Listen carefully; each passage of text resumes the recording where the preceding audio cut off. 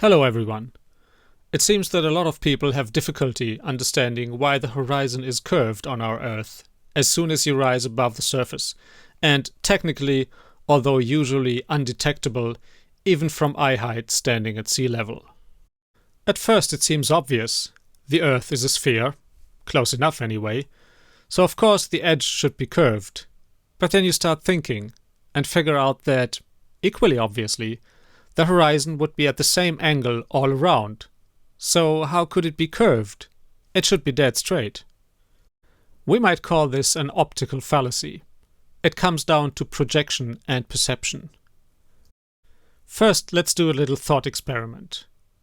How does it follow that something that is at the same angle all around you would appear straight?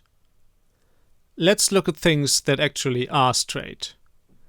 Imagine a piece of straight and perfectly level road, not caring about the surface curvature at the moment, because we will be limiting ourselves to very short distances.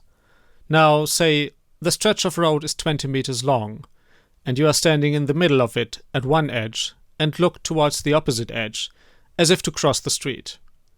For the sake of the argument, let's assume your eyes are 2 meters above the ground, and the road is also 2 meters wide. Yes, that is a very tall person and a narrow road, but it makes for nicer numbers. So, looking at the opposite edge, straight ahead, you have to look down by 45 degrees. Now look to the left to see the end of the road, some 10 meters away.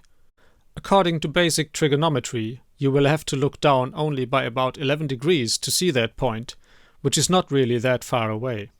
Now, all points to one side will appear under a different angle, so shouldn't the road appear curved?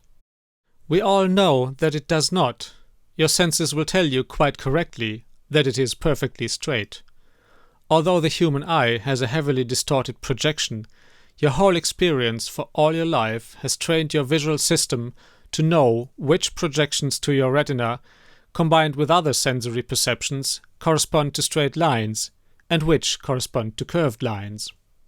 These perceptions can be fooled in optical illusions, but for normal situations they work extremely well and are very reliable. For small to moderately large angles of view, our perception agrees very well with what is called a rectilinear projection, in which straight lines are projected onto film or digital sensor as straight lines. It is clear that on a photograph of the street of our thought experiment, we would see the street as a straight line. We could make a large transparency from it, and we would be able to hold it in front of our eyes such that it would align perfectly with reality. A pinhole camera creates a perfect rectilinear projection like that. Things become more complex when we use very large angles of view or curved projection surfaces, but that is beyond the scope of this video. Now imagine fixing the endpoints of our hypothetical street, removing the straight opposite edge, and replacing it with a circle around our feet with a radius of the distance to those endpoints, just over 10 meters away. When we then look at the point of the circle directly ahead of us, it will be the same distance away, and we will have to look down by the same angle as we did for the endpoints to our left and right sides. And yet, it will not appear straight, but we will clearly be able to see and recognize it as an arc. Basic geometry tells us that things work exactly the same if we simply scale up the entire thing, so that we are no longer 2 meters high, but, say, 250,000 meters, and the circle has a radius of 1,800 kilometers instead of 10 meters. These figures correspond to a low Earth orbit, somewhat below the ISS. Using the typical rectilinear projection, straight lines to straight lines, which agrees with human perception, there is no reason why the circle of the horizon should not appear curved to both the human eye and a camera. These pictures visualize a pinhole camera projection surface. Its size is wildly exaggerated, but it is easy to see that it would work exactly the same when sensor width and focal length are scaled down proportionately. While it is true that all rays reaching the pinhole from the horizon are at the same angle, those striking the projection surface nearer the edges have to travel on for a longer distance and thus rise further before they hit it, in total creating a curved line. I hope this clears up why we would expect to see a curved horizon from higher altitudes, even if the horizon itself is a flat circle.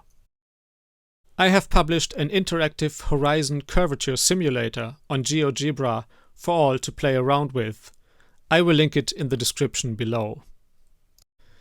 In a future video, I will be talking about the horizon on a flat Earth.